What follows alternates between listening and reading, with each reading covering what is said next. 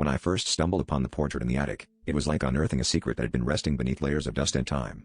The figures, clad in Victorian attire, bore an inexplicable resemblance to me, each face a ghostly echo of my own. As I brushed away the cobwebs, a chill crept up my spine, but I dismissed it as a draft from the old attic window. Yet, there was something unnervingly familiar about the eyes staring back at me, something that felt like looking into a mirror, one that whispered of a past I couldn't remember.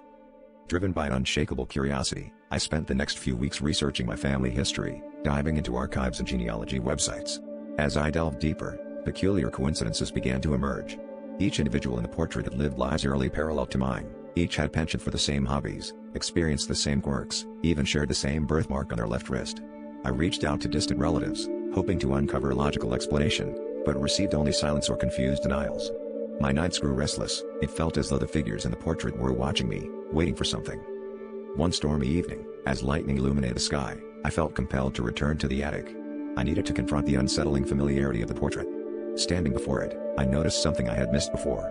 The paint in the eyes seemed to glisten with lifelike sheen, and the figure's expressions had subtly shifted, now bearing an air of expectancy. A sudden draft scattered the papers I'd left on the floor, and as I bent to pick them up, I saw a small, dusty envelope that had fallen from the back of the frame.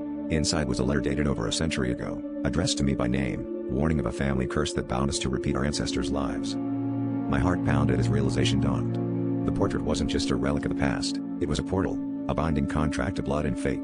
The resemblance was no coincidence. I was the next in line, destined to live out the lives of those who came before me. As I backed away, the air grew heavy, and I felt an invisible tether tighten around me, pulling me toward the figures who shared my face. The final crack of thunder seemed to seal my fate, the portrait looming larger, its inhabitants smiling with knowing eyes.